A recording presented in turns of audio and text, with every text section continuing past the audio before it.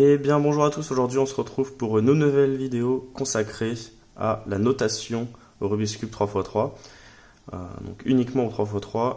Cette vidéo s'adresse surtout donc aux débutants qui veulent devenir meilleurs au Rubik's Cube.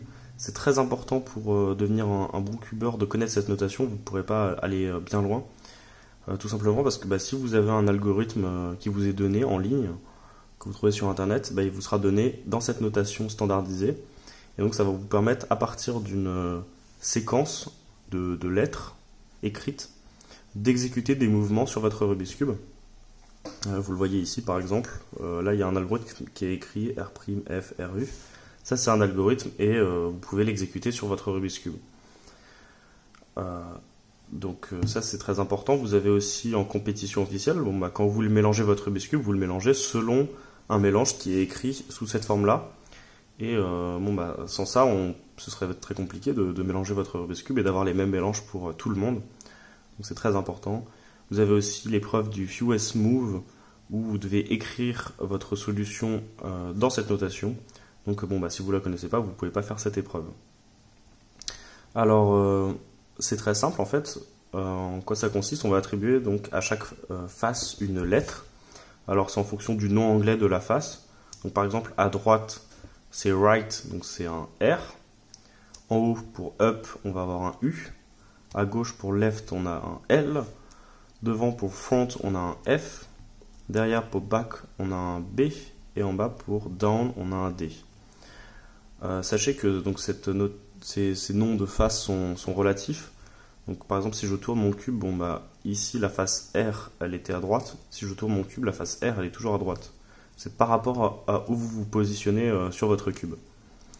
Donc ici, je me mets ici avec le vert devant et le jaune au-dessus. Voilà.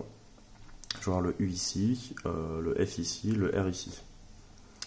Ensuite, comment on tourne ces faces R, U, F, L, B, D? C'est très simple. Si j'écris simplement R, c'est-à-dire que je fais un quart de tour dans le sens des aiguilles d'une montre de la face. Donc ici, le R, ça correspond à ce mouvement-là. Et donc, voilà, c'est simplement un quart de tour. C'est comme ça pour toutes les faces. Si vous savez pas, si vous avez du mal au début à vous repérer c'est quoi le sens des aiguilles d'une montre, vous tournez votre cube avec la face devant vous. Et là, vous voyez bien que R, on le tourne dans le sens des aiguilles d'une montre.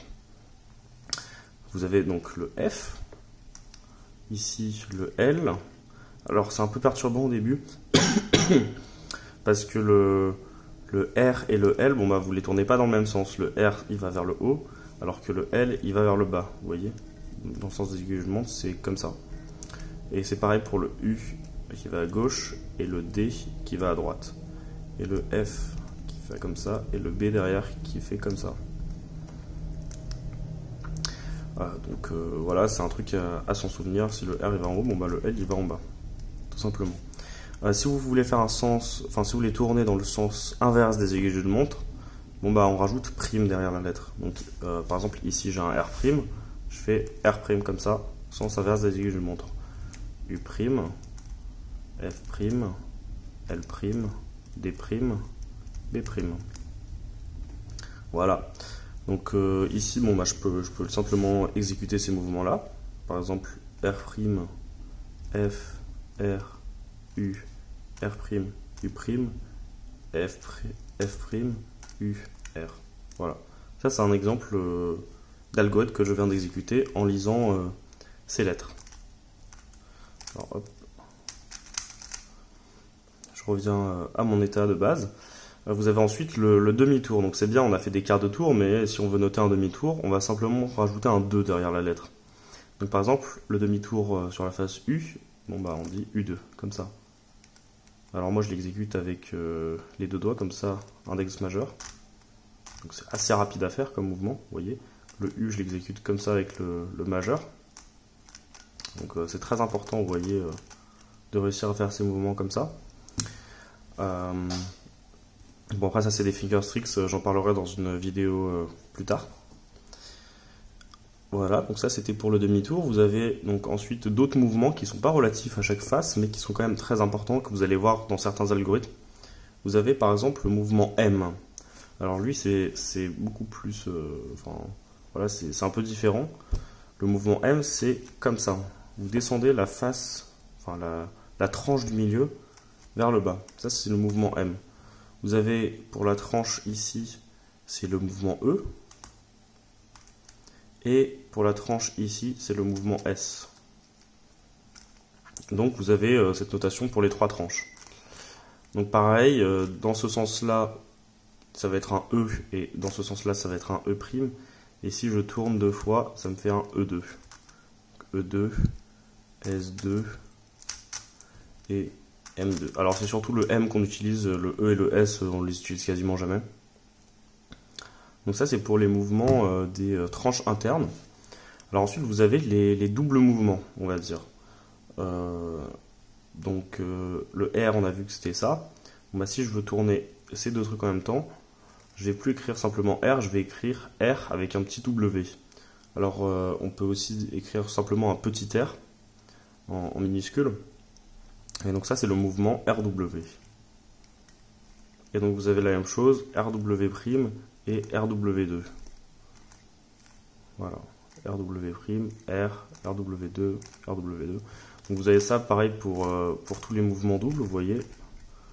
Hop, FW2, BW2, LW, IW, DW. Voilà. Donc ça, c'était pour les mouvements doubles. Donc les mouvements doubles, je le répète, soit on écrit la lettre en majuscule avec un W, soit on écrit la lettre en minuscule. Et enfin, dernièrement, vous avez la notation de rotation de votre cube. Donc comme je l'ai dit, chaque lettre dépend de là où vous vous trouvez sur votre cube. Donc là, le R, ça va être la face rouge, mais si je le bouge, bon, bah, ça va être celle-ci, la face R, la face bleue. Et comment j'indique que j'ai tourné mon cube? Et bah, on utilise donc des lettres. Alors c'est simple, c'est le X, Y, Z, donc c'est le repère cartésien en fait, simplement. Alors le Y, ça va simplement être comme ça. Vous écrivez Y et vous faites ce mouvement-là, si vous écrivez Y. Et c'est pareil, si vous écrivez Y', c'est comme ça. Et si vous faites un Y2, bon bah c'est que vous tournez deux fois votre cube comme ça. Alors c'est pareil, c'est le sens des aiguilles du monde par rapport à la face du dessus, vous voyez, c'est assez facile. Ensuite vous avez le X. Alors j'ai commencé par le Y parce que c'est le plus facile. Enfin, c'est celui qu'on utilise le plus souvent, on va dire. Vous avez le X, donc c'est comme ça. Là je fais un mouvement X.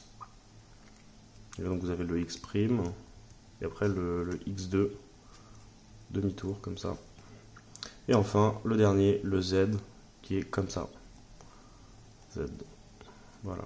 Et toujours le Z', et le Z2, le demi-tour comme ça. Voilà, donc c'était tout pour les notations. Je vous conseille vraiment de vous entraîner en fait à les appliquer en mélangeant votre Rubik's Cube en utilisant ces notations. Donc un vrai mélange.